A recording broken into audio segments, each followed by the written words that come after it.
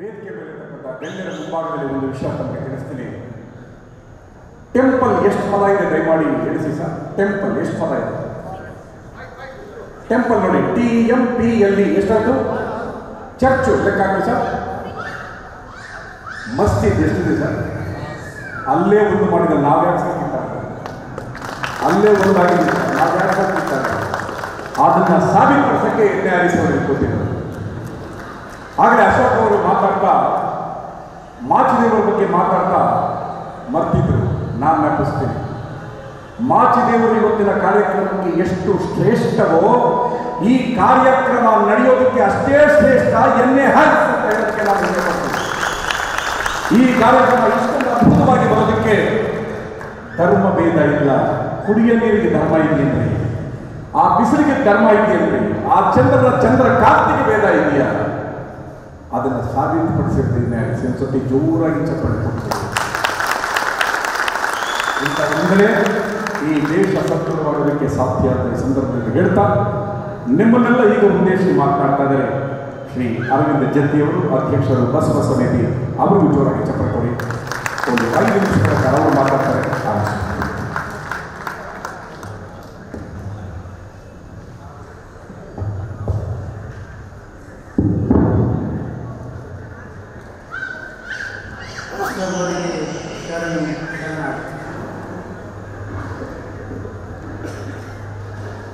ವಿಶ್ವ ಪ್ರಸಿದ್ಧವಾದ ಬೆಂಗಳೂರು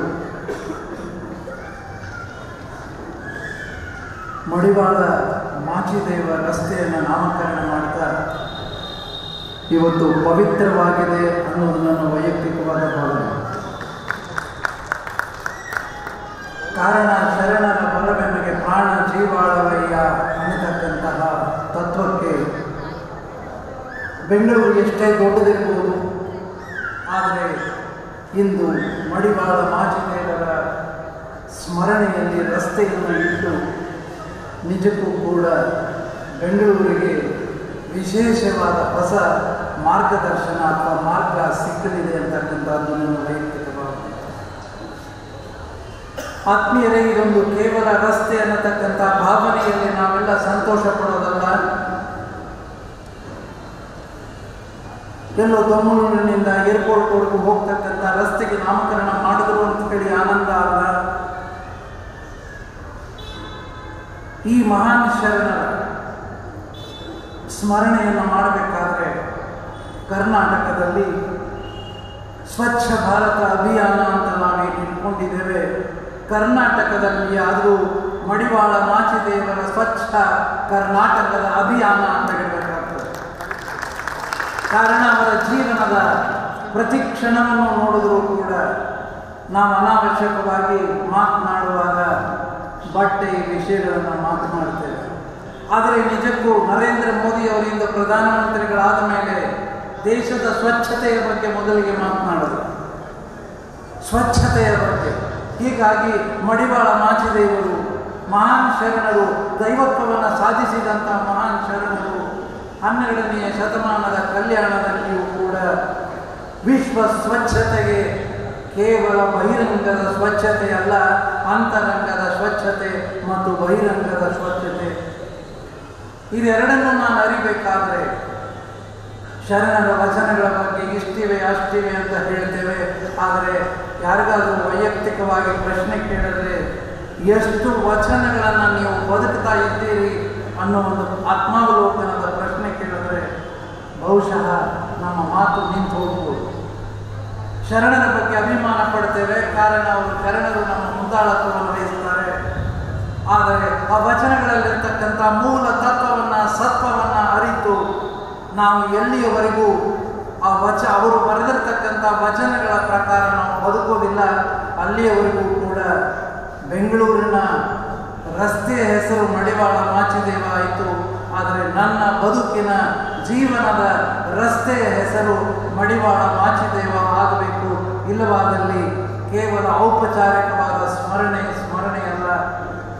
ಮಹಾತ್ಮ ಗಾಂಧಿಯವರ ಹೆಸರಿನಲ್ಲಿ ಇಂದಿಗೂ ಕೂಡ ರಸ್ತೆ ಇದೆ. ಯಾರೂ ನಾವು ಅದಕ್ಕೆ ಮಹಾತ್ಮ ಗಾಂಧಿ ಅನ್ನೋದಿಲ್ಲ, MG ರಸ್ತೆಯನ್ನು ಮಾಡಿದ್ದೇವೆ. ಇಂತಹ ವಾಸ್ತವದಲ್ಲಿ ಶರಣರನ್ನು ನಾವು ಖಂಡಿತವಾಗಿಯೂ ಕೂಡ ಅವರ ಮೂಲ ಜೀವನದ ಉದ್ದೇಶ ಏನು, ಸಮಾಜದ ಕಟ್ಟ ಕಡೆಯ ವ್ಯಕ್ತಿಯನ್ನು ಕೂಡ ಆದರ್ಶ ವ್ಯಕ್ತಿಯಾಗಿ ಶರಣನನ್ನಾಗಿ ಮಾಡಿಸಬೇಕನ್ನೋದೇ ಶರಣರ ಮೂಲ ಉದ್ದೇಶ ಇತ್ತು, ಬಸವಣ್ಣನವರ ಮೂಲ ಉದ್ದೇಶ ಇತ್ತು. ಇಂದು ಮಡಿವಾಳ ಮಾಚಿದೇವರು ಬೆಂಗಳೂರಿಗೆ ಬಂದಿದ್ದಾರೆ ಅನ್ನತಕ್ಕಂಥ ಪವಿತ್ರವಾದ ಭಾವನೆಯೊಂದಿಗೆ ಇಡೀ ಬೆಂಗಳೂರಿನ ಪ್ರಾಣ ಜೀವಾಳವೇ ಮಡಿವಾಳ ಮಾಚಿದೇವರು ಆಗ್ತಾರೆ. ಅಷ್ಟೇ ಅಲ್ಲ, ಇಡೀ ರಾಜ್ಯಕ್ಕೆ ಈ ಸ್ವಚ್ಛತೆಯ ಅಭಿಯಾನ ಇದೆಯಲ್ಲ, ಅದು ಮಡಿವಾಳ ಮಾಚಿದೇವರ ಹೆಸರಲ್ಲಿ ಮಾಡಿದ್ರೆ ಬಹುಶಃ ಇಡೀ ರಾಜ್ಯದಲ್ಲಿರ್ತಕ್ಕಂಥ ಪ್ರತಿಯೊಬ್ಬ ಕನ್ನಡಿಗನೂ ಕೂಡ ಜೀವನದಲ್ಲಿ ನೆನೆಸಬೇಕು ಮಡಿವಾಳ ಮಾಚಿದೇವರನ್ನ ಅಂತ ಹೇಳಿ, ಇಂಥ ಪವಿತ್ರವಾದ ಸಂದರ್ಭದಲ್ಲಿ ನನಗೆ ಅಶೋಕರವರು ಅತ್ಯಂತ ಆತ್ಮೀಯತೆಯಿಂದ ಆಹ್ವಾನಗೊಳಿಸಿ, ಇದರಲ್ಲಿ ಗುರುಗಳು ಹೇಳಿದಾಗೆ ಇದರಲ್ಲಿ ನಿಮ್ಮ ಹೆಸರಿಲ್ಲ ಅಂದರು. ದಯವಿಟ್ಟು ಆ ರೀತಿ ಅನ್ಬೇಡಿ, ನೀವು SMS ಕೊಟ್ಟರು ಶರಣರ ಹೆಸರಿನಲ್ಲಿ ಎಲ್ಲೇ ಕಾರ್ಯಕ್ರಮ ಇರಲಿ ನಾವು ಬಂದೇ ಬರ್ತೇವೆ, ಅದರ ಬಗ್ಗೆ ನಿಮಗೆ ಚಿಂತನೆ ಬೇಡ. ವಿಶೇಷವಾಗಿ ಈ ಒಂದು ಪವಿತ್ರವಾದ ಕಾರ್ಯಕ್ಕೆ ಕಾರಣೀಕರ್ತರಾದ ಎನ್ ಎ ಹ್ಯಾರಿಸ್ರವರಿಗೆ ತಮ್ಮೆಲ್ಲರ ಪರವಾಗಿ, ಇಡೀ ಸಮಾಜದ ಪರವಾಗಿ ಹೃತ್ಪೂರ್ವಕವಾದ ಕೃತಜ್ಞತೆಗಳನ್ನು ಮಾತನಾಡೋದು ಹಗರ, ಆದರೆ ಮಾಡೋದು ಬಹಳ ಕಷ್ಟ ಇರ್ತದೆ. ಅರಿವು ನಮಗೂ ಇದೆ, ಅದು ಆಚರಣೆಯನ್ನು ತಂದಂಥ ಹ್ಯಾರಿಸ್ರವರಿಗೆ ಮತ್ತೊಮ್ಮೆ ತಮ್ಮೆಲ್ಲರ ಪರವಾಗಿ ಅಭಿನಂದನೆಗಳನ್ನು ಸಲ್ಲಿಸುತ್ತೇನೆ. ಶರಣು ಶರಣಾರ್ಥಿ. ಧನ್ಯವಾದಗಳನ್ನು ಅರ್ಪಣೆ ಮಾಡ್ತಾ ಕಾರ್ಯಕ್ರಮದ ಮುಂದಿನ ಸಲುವಾಗಿ ಚನ್ನಬಸವರವರು ನಮಗೆ ಹೇಳಿದ್ದಾರೆ. ಅವರನ್ನು ಪರಿಚಯ ಮಾಡಿಸ್ತಾ ಇದ್ದಾರೆ, ಹಾಗೂ ನಿರೂಪಣೆಯನ್ನು ಮುಂದುವರಿಸ್ತಾ ಇದ್ದಾರೆ ಶ್ರೀ ಕೆ ಅಶೋಕ್ ಅವರಿಗೆ ಜೋರಾಗಿ ಚಪ್ಪಲ ಕೊಟ್ಟ ಕಾರ್ಯಕ್ರಮದ ಮುಂದಿನ ಅವರು ನಿರೂಪಣೆ ಮಾಡ್ತಾ ಇದ್ದಾರೆ. ಹಾಗೆ ಅಶೋಕ್ ದಯಮಾಡಿ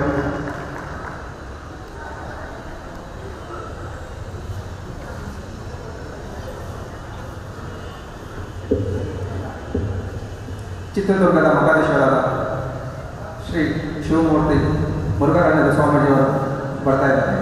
ಇನ್ನು ಕೆಲವೇ ಕ್ಷಣಗಳಲ್ಲಿ ವೇದಿಕೆ ಸೇರ್ಕೊಳ್ತಾರೆ. ನನ್ನ ಭಾಷಣದಲ್ಲಿ ಮಾಚಿದೇವರ ಬಗ್ಗೆ ಹೇಳ್ತಾ ನಾನು ಈ ಸ್ಥಾನಕ್ಕೆ ತಂದಿದ್ದ ಗುರುಗಳನ್ನೇ ಮರ್ತ್ಬಿಟ್ಟೆ. ಆದರೆ ಇದು ನಮಗೊಂದು ಅವಕಾಶ ಸಿಗ್ತದೆ. ಕಳೆದ 3 ವರ್ಷದ ಹಿಂದೆ ಈ ಬಸವಣ್ಣನವರ ಯಾರು, ಈ ಮಾಚಿದೇವ ಯಾರು, ಈ ಮಡಿವಾಳ ಸಂಪ್ರದಾಯದ ಯಾವುದೋ ನಮ್ಗೆ ಗೊತ್ತೇ ಇರಲಿ. ನಮ್ಮ ಶಾಸಕರಾದ ಜನಪ್ರಿಯ ಶಾಸಕರಾದ ಧನ್ಯಾರೀಶ್ವರು ನಮ್ಮ ಮನೆಗೆ ಬಂದು ಕನಿಷ್ಠ ಪಕ್ಷ ನಿಮ್ಮ ಸಮುದಾಯದ ಒಂದು ಮೆಂಬರ್ಶಿಪ್ ಆಗುವಂತ ಹೇಳಿದ್ರು. ಆದರೆ ಇವತ್ತು ಮಾಚಿದೇವ ಸಮಿತಿಯ ಒಂದು ಸಂಸ್ಥೆ ಬರೀ ಕರ್ನಾಟಕದಲ್ಲ, ದೇಶಾದ್ಯಂತ ಮತ್ತು ವಿದೇಶಗಳಲ್ಲೂ ಬ್ರಾಂಚಸ್ಗಳಿದೆ. ಇವತ್ತು ನಾನು ಇಲ್ಲಿ ನಿಂತ್ಕೊಂಡು ಮಾತಾಡೋದು ಪ್ರತಿಯೊಂದು ನನಗೆ ಸ್ಫೂರ್ತಿ. ನನಗೆ ಎಲ್ಲಿ ಹೋದ್ರೇನೋ ಹ್ಯಾರಿಸ್ರವ್ರ ಹೆಸರು ತಗೋಬೋದು ಅಂದ್ಕೊಂಡು ಕಂಡುಕೊಂಡಿದ್ದೆ, ಬಟ್ ಆ ಸಂದರ್ಭದಲ್ಲಿ ಸಿಗಲಿಲ್ಲ. ಕಾರಣ ಅಂದರೆ ನಾನು ಯಾವುದೇ ಜಿಲ್ಲೆಗೆ ಹೋಗಲಿ, ಯಾವುದೇ ರಾಜ್ಯಕ್ಕೆ ಹೋಗಲಿ, ನಾನು ಕನಿಷ್ಠ ಎಲ್ಲ ಒಂದು 5-6 ಮುಖ್ಯಮಂತ್ರಿಗಳನ್ನ ಭೇಟಿ ಮಾಡಿದ್ದೇನೆ, ಬೇರೆ ರಾಜ್ಯದ ಮುಖ್ಯಮಂತ್ರಿಗಳನ್ನ. ನನಗೊಂದು ಏನಂದರೆ ಏನಿದೆ ನನಗೆ ಆರಿಸ್ ಇದ್ದಾರೆ, ಆರಿಸ್ ಹೆಸರೇ ಬಿಟ್ಟು ನಾನು ಕೆಲಸ ಮಾಡಿಸ್ಕೋಬೋದು ಅನ್ನೋದು ಅಷ್ಟೊಂದು ನನಗೆ ಗ್ರ್ಯಾಂಡ್ ತಗೊಂಡ್ಬಿಟ್ಟಿದ್ದೆ ಅವತ್ತ. ಎಲ್ಲರೂ ಯಾವುದೇ ಜಿಲ್ಲೆಗೆ ಬಂದ್ರೇನು ನಮ್ಮ ಆರಿಸಿರೋ ನನಗೇನು ಭಯ, ಏನು ಬೇಕೋ ಅದು ಮಾಡೋಕ್ಕಾಗುತ್ತೆ ಅಂತೇಳಿ ಇಲ್ಲಿ ತನಕ ಮಡಿವಾಳ ಸಮುದಾಯದ ಎಲ್ಲ ಜಿಲ್ಲೆಗಳಲ್ಲಿ, ದೇಶದಲ್ಲಿ ಎಲ್ಲ ಅಭಿವೃದ್ಧಿ ಏನಾಗಿದೆಯೋ ಅದು ಮುಖ್ಯ ಕಾರಣ ನಮ್ಮ ಶಾಸಕರಾದಂಥ ಎನ್ ಎ ಹ್ಯಾರಿಸ್ ಅವರು. ಮಾಚಿದೇವರ ಬಗ್ಗೆ ಮಾತಾಡ್ತಾ ನಮ್ಮ ಗುರುಗಳೇ ಮಾಡ್ಕೊಂಡಿದೆ. ಈಗ ನಿರೂಪಣೆ ನಾನು ಮುಂದುವರಿಸೋದು ನಮಗೆ ಅವಕಾಶ ಸಿಕ್ಕಿದ್ದಕ್ಕಾಗಿ ಈ ಸದವಕಾಶ ನಾನು ಬಳಸ್ಕೊಂಡಿದ್ದೀನಿ. ಈಗ ಅಖಿಲ ಭಾರತ ಕ್ಷಣ ಸಾಹಿತ್ಯ ಪರಿಷತ್ತಿನ ಅಧ್ಯಕ್ಷರಾದ ಗೌರವ ಚನ್ನಬಸಪ್ಪನವರು ವೇದಿಕೆ 2 ಮಾತು ಆಡಬೇಕಂತ ನಾನು ಕೇಳ್ಕೊಂಡು.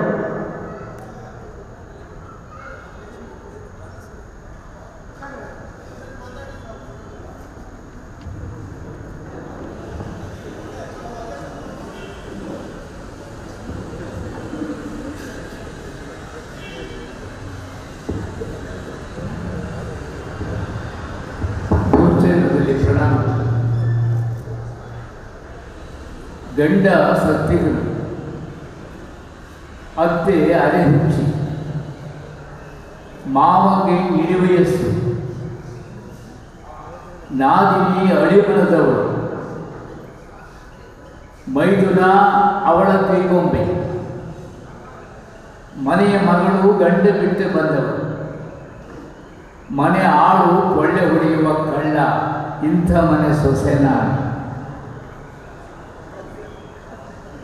ನನಗೋ ಯೌವನದ ರೂಪು, ಮದವಂತಿಕೆ, ಗಂಡ ಸತ್ತವಳೆಂದು ಕಂಡವರ ಕಣ್ಣು, ನಾನಾವ ಠಾವಿನಲ್ಲೂ ಶೀಲವಂತೆಯಾಗಿರಲಿ ಹೇಳ ಕೇಳ್ತ.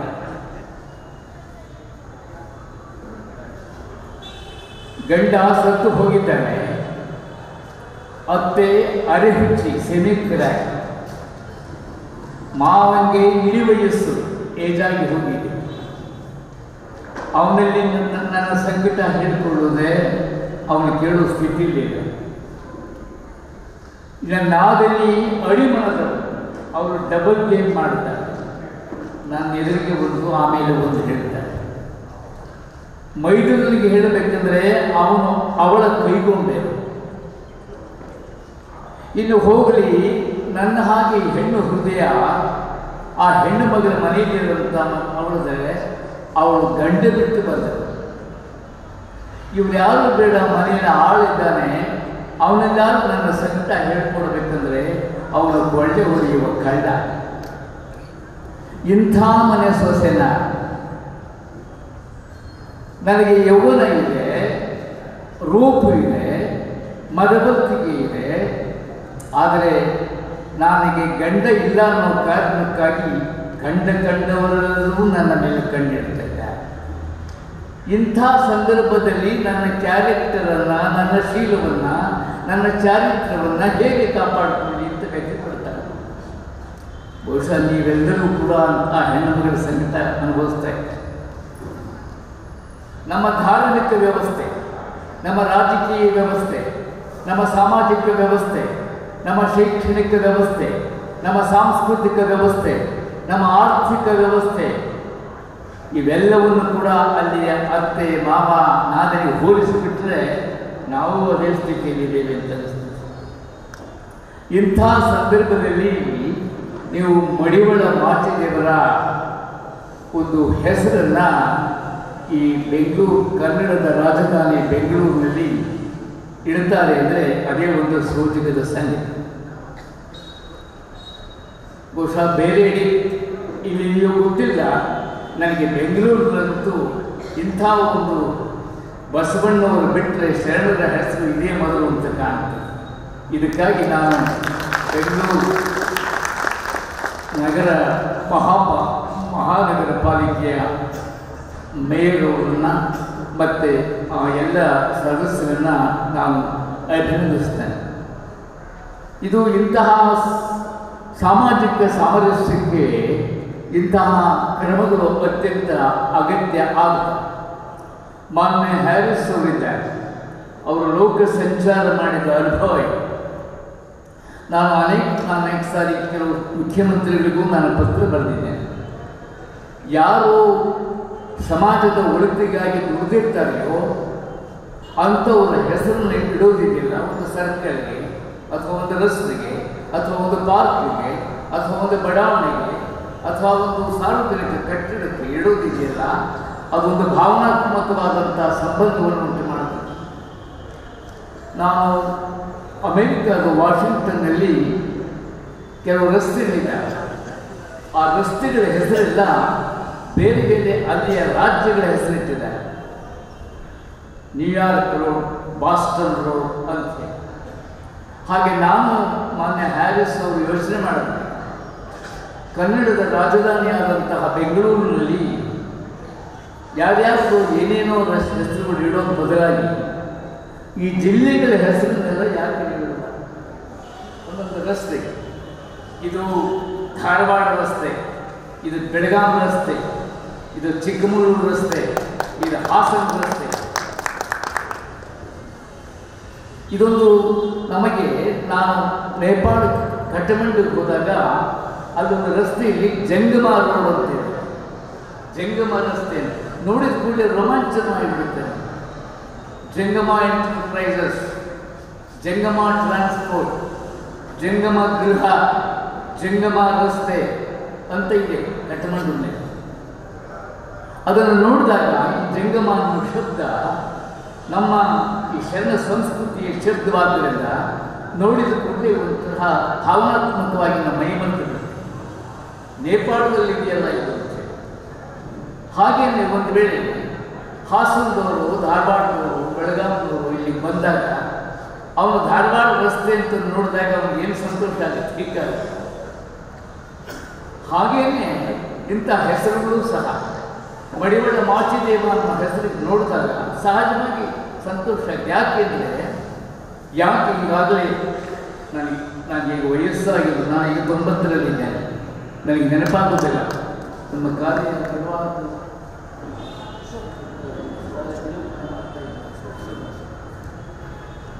ಅವರೆಲ್ಲ ಹೇಳಿ ಯಾಕೆ ಮಡಿವಾಳ ಮಾಚಿದೇವ ಈ ಹೊತ್ತು ಕೂಡ ಹೆಚ್ಚು ಅಗತ್ಯ ಆಗ್ತಾನೆ. ನನ್ನ ಅಭಿಪ್ರಾಯದಲ್ಲಿ 12ನೇ ಶತಮಾನದ ಒಬ್ಬನೇ ಮಡಿವಾಳನಲ್ಲ, ನಾವೆಲ್ಲರೂ ಮಡಿವಾಳ, ಇಡೀ ಭಾರತದ ಜನ ಮಡಿವಾಳ. ಮಡಿವಾಳ ಮಾಚಿದೇವ ಹೊರಬಟ್ಟೆಯನ್ನಷ್ಟೇ ಅಲ್ಲ, ಅಂತರಂಗವನ್ನು ಸ್ವಚ್ಛ ಮಾಡಿದಂಥ ಮನುಷ್ಯ. ಇವತ್ತು ನಮ್ಮ ದೇಶಕ್ಕೆ ಬೇಕಾಗಿರುವಂತಹ ಅತ್ಯಂತ ಅವಸರದ ಅಗತ್ಯ ಅಂದರೆ ಅಂತರಂಗ ಶುದ್ಧಿ ಮಾಡುವಂತಹ ಜನ. ಈ ಮೈಮೇಲಿನ ಬಟ್ಟೆ ತೊಳೆಯಲಿಕ್ಕೆ ಮೆಷಿನ್ಗಳು ಬಂದ್ಬಿಟ್ಟಿದ್ದಾರೆ, ಅದು ಅವಸರ ಇಲ್ಲ. ಈ ಒಳಗಡೆ ಕೊಳಕು ತೊಳೆಯುವಂತಹ ಜನತೆ ಮಾಚಿದೇವ ಅಂತಹ ದಾರ್ಶನಿಕ, ಅಂತರಂಗವನ್ನು ಸ್ವಚ್ಛ ಮಾಡಿದಂತಹ ಮನುಷ್ಯ. ಅವನು ಕಲ್ಯಾಣದಲ್ಲಿ 12ನೇ ಶತಮಾನದಲ್ಲಿ ನಡೆದಂತಹ ಸಮಾಜ ಧಾರ್ಮಿಕ ಚಳುವಳಿ ಏನಿದೆ, ಇಡೀ ಜಗತ್ತಿನ ಇತಿಹಾಸದಲ್ಲೇ ನಡೆಯದೇ ಇರುವಂತಹ ಚಳುವಳಿ. ಯಾಕೆಂದರೆ ಅದೊಂದು ಒಂದು ಸಾಮೂಹಿಕ ಆಂದೋಲನ, ಮಾಸ್ ಮೂಮೆಂಟ್ ಅಂತೀವಿ.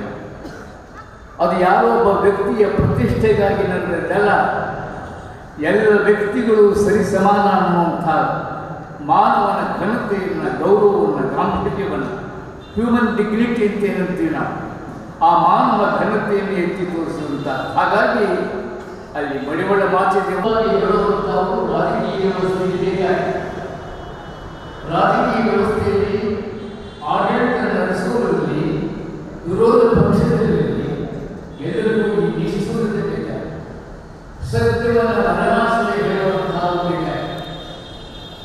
ಇಂತಹ ಒಂದು ಸಾಮಾಜಿಕ ಪರಿವರ್ತನೆಯ ಒಂದು ಮಹಾನ್ ಅದರಲ್ಲಿ ಬಹಳ ಪ್ರಮುಖವಾದಂತಹ ಪಾತ್ರ ವಹಿಸಿದ ನಡೆಯುವ ಮಾಚಿದೇವರ ಹೆಸರನ್ನ ಆಧುನಿಕ ಬೆಂಗಳೂರಿನಲ್ಲಿ ಇಟ್ಟಿದ್ದಾರೆ ಅಂದರೆ ನಾವೆಲ್ಲ ಸಂತೋಷಪಡುತ್ತಾರೆ. ಹಾಗೆಯೇ ಮಡಿವಾಳ ಮಾಚಿದೇವರಲ್ಲಿ ಇನ್ನೂ ಅನೇಕ ಜನ ಅವರ ಜೊತೆಗೆ ಶರಣರಿದ್ದಾರೆ. ಒಬ್ಬೊಬ್ಬ ಶರಣರು ಸಹ ನಾವು ಈ ರೂಪದಲ್ಲಿ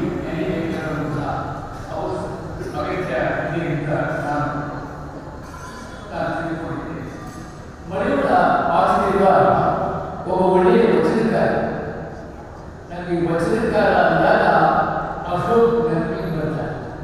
ನಿಮಗೆಲ್ಲ ವಿಷಯ ಬಹಳ ಗೊತ್ತಿಲ್ಲ, ಅಶೋಕ್ ಮಾಡುವಂಥ ಕೆಲಸ. ಆ ವ್ಯಕ್ತಿ ಮಹಾರಾಷ್ಟ್ರ, ಕೇರಳ, ತಮಿಳುನಾಡು, ಗೋವಾ ಇಂಡಿಯಲ್ಲಿ ಸಾಧ್ಯ ಅಕ್ಕಪಕ್ಕದ ರಾಜ್ಯಗಳೆಲ್ಲ ತಿರುಗಾಡಿ ಮಾಚಿದೇವರಿಗೆ ಸಂಬಂಧಪಟ್ಟಂತಹ ಮಾಹಿತಿಯನ್ನೆಲ್ಲ ಸಂಗ್ರಹ ಮಾಡಿಕೊಂಡಿದ್ದಾರೆ. ಸುಮಾರು 1000 ವಚನಗಳನ್ನು ಸಂಗ್ರಹ ಮಾಡಿದ್ದಾರೆ.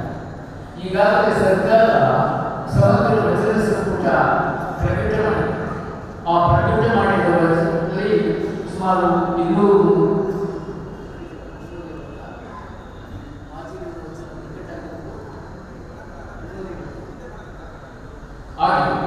ಈಗ ಅವರು ಇದುವರೆಗೆ ಪ್ರಕಟವಾಗದೇ ಇರುವಂತಹ ವಚನಗಳನ್ನ 100 ವಚನ ಸಂಗ್ರಹ ಮಾಡಿದ್ದಾರೆ. ಈಗ ಸದ್ಯದಲ್ಲೇ ಆ ಗ್ರಂಥದಲ್ಲಿ ಈ ಸಂದರ್ಭದಲ್ಲಿ ಆಗಿದ್ದ ಸಂತೋಷ, ಅದು ನನಗೆ ವಯಸ್ಸಾಗಿದೆ, ನನಗೆ ಅವರು ಸಂತೋಷದಲ್ಲಿ ನಾನು ಮಾಡುವ ಸ್ಥಿತಿ ಇದೆ. ಅದು ಈಗ ವಿದ್ವಾಂಸರು ನೋಡ್ತಾ ಇದ್ದಾರೆ. ಸದ್ಯದಲ್ಲೇ ಆ ಗ್ರಂಥ ಹೊರಗಡೆ ಬರ್ತದೆ. ಆ ಹೊರಗಡೆ ಬಂದರೆ ಇನ್ನೂ ಮಾಚಿದೇವರ ಬಗ್ಗೆ ಮತ್ತೊಂದು ಬೆಳಗಿಸಿರುವಂತಹ ಸಂದರ್ಭ ಬರಲು ಹೋಗುತ್ತಾರೆ. ಒಂದೇ ಒಂದು ವಚನ ಹೊಸದಾಗಿ ಸಿಕ್ಕರೂ ಸಾಕು, ಅದು ದೊಡ್ಡ ಆಸ್ತಿ. ಒಂದು ವಚನ ಒಳ್ಳೆಯ ಮಾತಿಲ್ಲ. ನಾನು ಆರಂಭದಲ್ಲಿ ಹೇಳಿದ್ದು ಆಧುನಿಕ ವಚನಕಾರ ಮಹಾದೇವರ ವಚನ ಅದು ಹೇಗೆ ನಮ್ಮ ಮೇಲೆ ಕೆಲಸ ಮಾಡ್ತಿದೆ. ನಾ ಹೇಳಿ ಮಾತು